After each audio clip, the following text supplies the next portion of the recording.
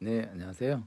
이번 시간에는 공정 관리에 대해서 알아보겠습니다. 여러분이 만약에 조경 산업 기사나 조경 기사 시험을 보게 된다든지 또는 다른 분야의 시험을 봐도 만약에 어떤 공정 관리, 즉 어떤 일을 하는데 이제 일이 복잡하면 여러 단계로 이제 일을 해야 되잖아요.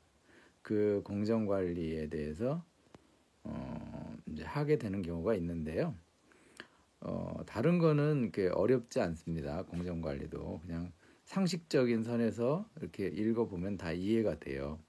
근데 공정 관리 중에서 조금 이제 어렵다고 느끼는 분야가 네트워크 공정표가 있거든요. 그래서 네트워크 공정 관리 이게 조금 어려워요. 처음에 하시는 분들은.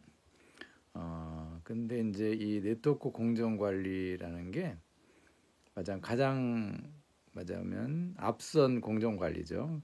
그러니까 약간 전문적인 그런 거긴 하지만 그렇다고 뭐 너무 그렇게 어렵게 생각하실 필요는 없고요. 이 네트워크 작성 원칙이라는 게 원래 이제 미국에서 1956년 듀폰이라는 큰 회사가 있잖아요. 그 화학회사에서 복잡한 공정을 관리하기 위해서 CPM이라는 그러니까 Critical Path Method의 약자인데요.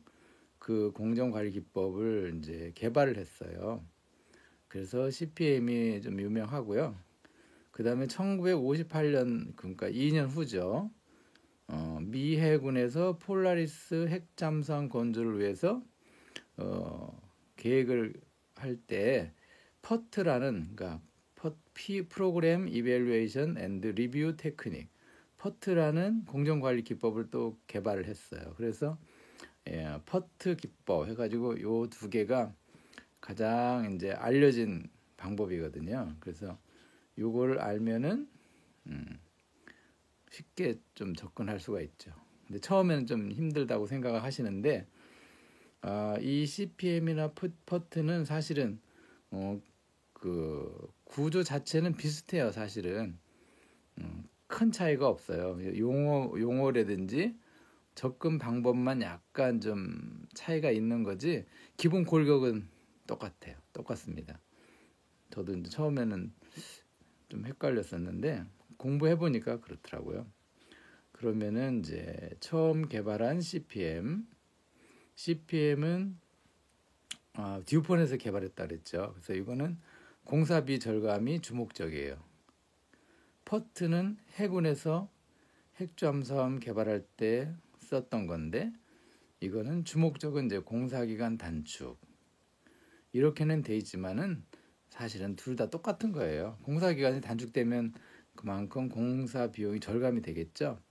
그러니까 다 똑같이 뭐 다 이제 주목적인데 이제 목적은 둘 다 포함이 될 수 있는데 주된 목적이 이제 그렇다 이런 얘기죠. 이제 왜냐하면 CPF는 이제 사기업이니까 아무래도 코스트 대 베니핏, 그러니까 비용 절감이 중요하잖아요. 그리고 퍼트는 해군에서 개발했으니까 그거는 이제 어떤 개인 기업이 아니니까 비용보다는 공사기간 단축이 뭐 주된 목적이다 하지만은 뭐 둘 다 똑같죠 사실은 목적은. 그래서 이제 그랬고 다른 뭐 이제 거기에 따른 뭐 나중에 이제 공부해 보시면 알지만 10시간 계산하는 그런 게 있어요. 그것도 이제 용어만 틀릴 뿐이지 똑같습니다. 사실은 뜻은. 그래서 자세한 건 이제 공부해 보시면 알고 제가 이제 상식적으로 또 공부하실 때 기초가 되게끔 알려드릴 거는 뭐냐면요. 자세한 건 또 책이 있으시니까 그런 건 뭐 책 보시면 되고 이 네트워크 공정표를 작성하는 원칙이 네 가지가 있어요. 첫 번째는 공정의 원칙, 그다음 둘째 단계 원칙, 셋째 활동 원칙, 넷째는 연결 원칙 이렇게 되어 있는데요. 이 중에서 단계 원칙이 이 두 기법을 구성하는 가장 기초 원리예요. 그 무슨 얘기냐면 단계 원칙이라는 게 공정이 이제 여러 단계를 거치잖아요. 그러면 어느 단계에 연결되어 있는 모든 활동이 완료되기 전까지는 후속 작업을 개시할 수 없다는 게 단계 원칙이에요. 그러니까 이제 복잡한 일이니까 예를 들어서 뭐 A, B, C 세 개가 끝나야 D가 진행이 된다. 그런 경우가 있잖아요. 그러면은 A는 예를 들어 5일 걸리고 B는 6일 걸리고 C는 7일 걸린다. 그러면 A, B, C가 끝나야 D가 되니까 결국 가장 긴 7일이 경과해야지 D가 착수가 되는 거예요. 아시겠죠? 그래서 이제 그게 이제 이거를 구성하는 패턴의 가장 핵심적인 부분이에요. 그러니까 최장 기일인 7일이 기준이 돼서 이 차트를 작성해 나가는 거예요. 최장기. 그래서 이제 간단히 설명드리면은 전 단계까지 했더니 예를 들어 그게 10일이었다. 그러면 이제 A, B, C 단계가 지나가야 이제 D가 되잖아요. 그러면 그 중에 가장 긴 7일을 더한 17일이 D 단계에서 일수가 되는 거예요.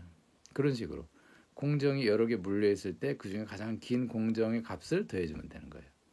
그렇게 해서 이제 전진할 때는 이제 가장 큰 수를 그걸 더해주고 후진할 때도 마찬가지예요. 후진할 때는 이제 최종 값이 올라가면 이제 가장 큰 수가 나오잖아요. 그럼 거기에서 가장 긴 공정값을 빼주는 거예요. 그러니까 원리는 똑같아요. 가장 긴 공정값을 전진할 때는 더해주는 거고 후진할 때는 빼주는 거예요. 그것만 아시면은 이거는 공부하시기에 수월합니다. 그래서 그 원리를 알려드리는 거예요.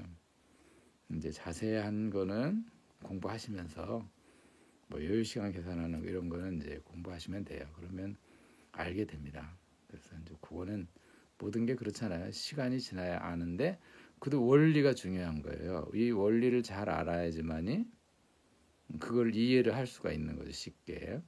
그래서 여러분들이 이제 만약 뭐 공정관리를 쓰는 데가 많아요. 이런 공사, 건설 현장에서 쓰지만은 이런 기업체에서도 생산하려면 공정관리를 하잖아요.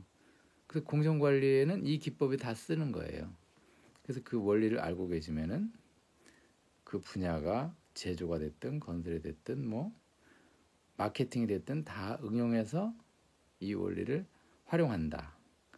따라서 이 원리를 알면은 뭐 여러 가지 경우에 다 응용해서 다 할 수 있다는 거를 여러분들이 아시고 관심을 가시고 만약에 공부하실 분들이 있으면 제가 지금 설명드린 단계의 원칙에 따라서 이렇게 공정표가 작성이 되는구나 하는 것을 아시면은 좀 더 쉽게 공부하실 수가 있습니다. 그래서 여러분들이 어렵지만은 좀 더 쉽게 접근할 수 있는 하나의 힌트를 드린 거예요.